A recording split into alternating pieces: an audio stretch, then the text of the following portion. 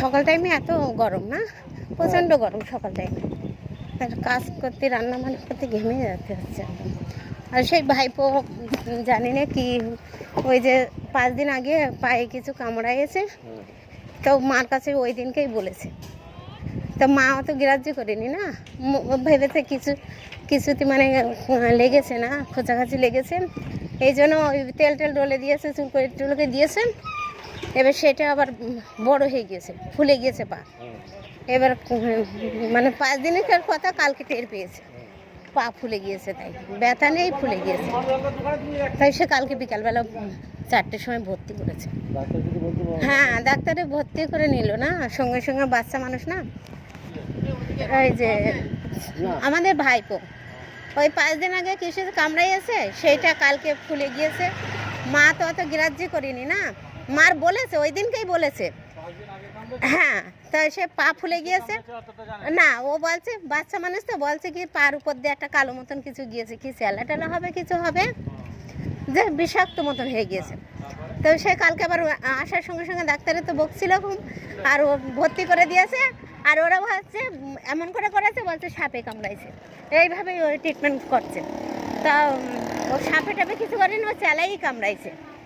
চ্যালাই হোক আর একরকম পিঁপড়ে আছে না, মোটা মাথা মোটা, ওই পিঁপড়েই হতে পারে। হ্যাঁ, বাচ্চারা কথা বলে শোনে না না, ও দুপুর মুখর দেখবে না, চলে যাবে গাছতলায়, এখানে ওখানে চলে যাবে। হ্যাঁ, তা ছুটি দিয়ে দিয়েছে, বললো যে ঠিক হয়ে যাবে, ফুলে কমে গিয়েছে, ওষুধ খেয়েছে। হ্যাঁ, ওই জন্যই তো হসপিটালে ভর্তি। হ্যাঁ, পরীক্ষা করেছে তো, ব্লাড, হ্যাঁ রক্ত নিয়েছে, বলে দিতে পারবে। হ্যাঁ, তা ওই তো রক্ত পরীক্ষার রিপোর্ট দিয়ে দিয়েছে। ওরকমই কিছু হবে না, বলতেই পারছে না, ছোট মানুষ না, বলতে। হ্যাঁ, সে কিন্তু না, সে আমার বাবার বাড়ি ওই আশারু লাইনে। এবার ওখান থেকে ভাই আমার কাছে ছিল কালকে রাত্রি, অনেক রাত্রি, মানে এখানে হসপিটালে ছিল 9টা অবধি। তা আমি বললাম এত রাত্রি যেতে হবে না, আমার বাড়ি চলে আসবে। ও রাত্রিবেলা ছিল, খেয়ে দিয়ে এবার সকালবেলা চাটা বানাই দিয়েছে, বলছে বাড়ি যাবো, ধান পেকে গিয়েছে, বাড়ি যাবো। আমি বলছি কি আবার আসবি, আবার যাবি, একেবারে যেসে। তো বাড়ি যাওয়ার নাম করে হসপিটালে চলে গিয়েছে।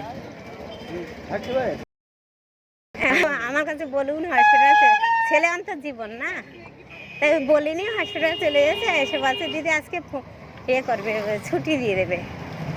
ঠিক আছে মানি, ঠিক।